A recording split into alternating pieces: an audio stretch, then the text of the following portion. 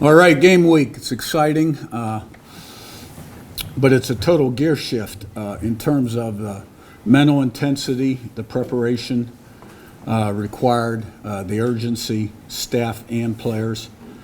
You know, stacking moments, meetings, practices, days to put ourselves in the best position to play as well as we can on Saturday. You know, against a team that I really respect, Old Dominion, a conference that I respect a lot.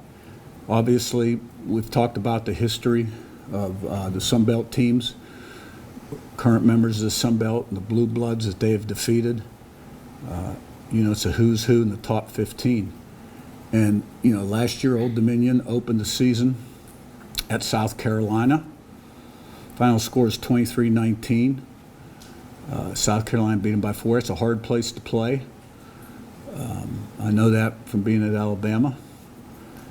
Old Dominion's got the lead with 6 minutes to go and has the ball, fumbles inside their own 10. Did it twice in the game. South Carolina's touchdown drives were 6 and 2 yards. I mean, they were extremely fortunate to beat Old Dominion. So, all but one of Old Dominion's losses last year were by 1 score or less. And like I've told you in the past, you know, beaten Virginia Tech twice in recent history. So we got to be ready to go. It's all about us and our preparation, having the right mindset, and going out there and playing our brand of ball with a bunch of new faces. Questions? Yes, and then Zach. Yeah, Curt, you talked about kind of each of your teams having a unique identity and personality. Now that you had a kind of a full off season with this group and got to know them in the locker room, what do you like about them, and anything that makes them unique to other teams you've coached? Well, you know, I like where we're at coming out of camp in terms of how we practice, how we compete. And the identity is sort of established throughout the season once you start playing the games. And at the end of the year, we'll be able to write the book, close the book on this football team. Like I've said before, we've got a lot of nice pieces, got a lot of new guys that'll be playing their first football for us. So anxious to see how we respond and react, but it's my job to get us to play the way we're supposed to play. My job and the assistants. Play in, play out till the game's over, from first play to last play.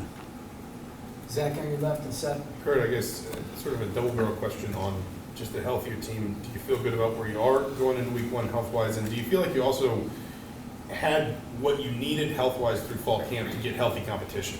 That you had guys competing for spots without injuries affecting that? You know, 11 on 11, those settings were really productive. Yeah, I feel really good about the health of our team right now going into the opener. During camp, we did have some guys in and out defensively at times, and one offensive lineman missed a little time, but it's healthy now. So overall, I'm pleased with where we're at. Seth on your left and Pete. Curt, one thing that so many guys said about Curt's work last year was just how even-keeled he was as a leader, just, you know, not getting too high, not getting too low. I know you obviously aren't able to see how Fernando's going to handle big moments on the field at this point because he hasn't been out there yet, but what sorts of leadership qualities have you seen from him? How do the guys kind of rally around him? Well, you know, he's played a lot of football, so I've got a lot of confidence in him. And I think what you saw last season, as Curtis started to produce at a high level in the games, then his leadership and his status with his teammates. I've never made it a point to try to make the new quarterback the leader of the team. Our focus has always been on developing him, making him the best he can be, because you lead through your actions, and there's nothing like positive performance to establish yourself as a leader. Peter on your left and Sam. Yeah, Curt, can you assess the offensive line in particular? What qualities, what attributes make a quality offensive line? Well, you got to have a certain amount of size, and you got to be tough. Ankle, knee, hip flexibility, explosive power, you know, initial quickness, and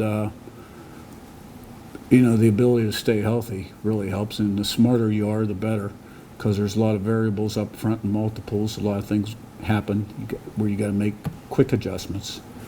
So we're fortunate to have a pretty experienced group, and I feel good about them. Sam on your right and Jared. Coach, a quarterback, Colton Joseph, led the Sun Belt in yards last year. What makes him so hard to defend? And then their defense returns an All-American at linebacker and a couple others good players. What makes them a challenge to prepare? Right. Offensively, it all begins with the structure and design of the offense. They're going to spread you out, big wide splits,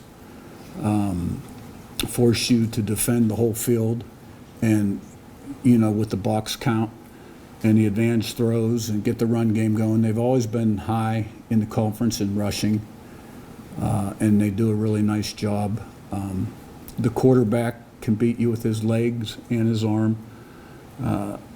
He missed a game and a half. He didn't take over as a starter till maybe game 4, and missed a game or so.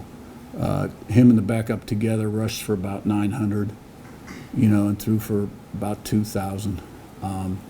Touchdown interception ratio was good. So, they try to create space through their alignments and take advantage and put themselves in the best play. They've got 3 or 4 offensive linemen returning, both quarterbacks, and then they lose their skill guys. They've got some new guys coming in. Defensively, it's a 3-3 defense, a little different than what you see, a variety of blitzes and looks. It's a challenge. And Jason Henderson returns at middle linebacker.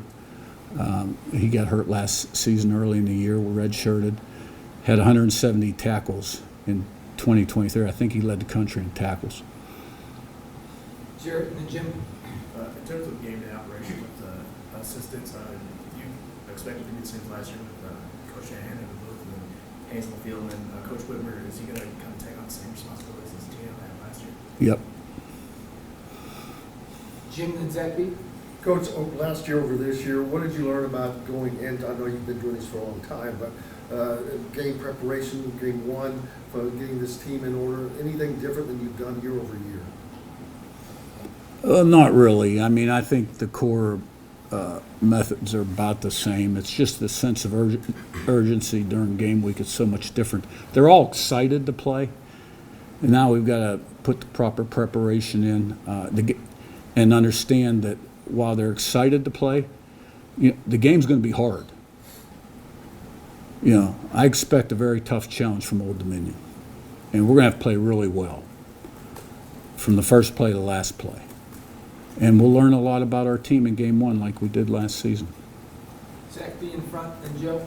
Coach, with the talent and depth in the running back room, how do you plan to rotate through those guys at least the first couple weeks of the season to figure out who maybe can lead that backfield going forward? We've always split the carries.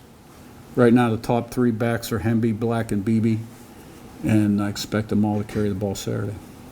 Joe in front, then Daniel. You've talked highly about strength coach Derek Owens ever since you got here. What's the report card you've gotten through fall camp leading into this game week? What sort of what? What's the report card on how the team's doing in the weight room from Derek Owens? Good. And I thought we handled practice as well, and we stayed relatively injury-free. So, yeah, he does a good job. Daniel and then Josh on the right. At corner opposite Ponds, how happy are you with how Jamari's last handful of weeks have been, and just how much did Rylan and is it Bell that's kind of also in there? How much is he kind of challenging as well? Yeah, well, I thought Sharp really came on at the end of last season. He started the last 3 or 4 games for us, and he's picked up where he left off, got a lot of confidence in him. Gandy's played a lot of football coming from Pitt as a starter, and Jalen Bell's a good young prospect. Josh, and then we'll come back to Liz. You talked after the first ball practice that you're focused on Old Dominion. How nice is it to have the sole focus and have the team's full attention on game week? Well, hopefully we have their full attention throughout the week and on Saturday, right? But, yeah, camp is important. You're establishing the habits that are going to carry you through the season, installing, developing players, learning about your team. Now it's time to go to war, and it's serious business now. Liz, last one. I'm not asking about, Loosemore's court case is this week, and he could find out about his eligibility. Not asking about the case, but in terms of football prep, with his uncertainty, how have you kind of handled it, as you kind of shift to game week and not knowing if you're going to have it him or not? Is it like, kind of injured, where you kind of have a backup plan in place? How do you kind of balance that, but just not knowing yet? We're handling it the best way we see fit. All right, thank you. Thank you.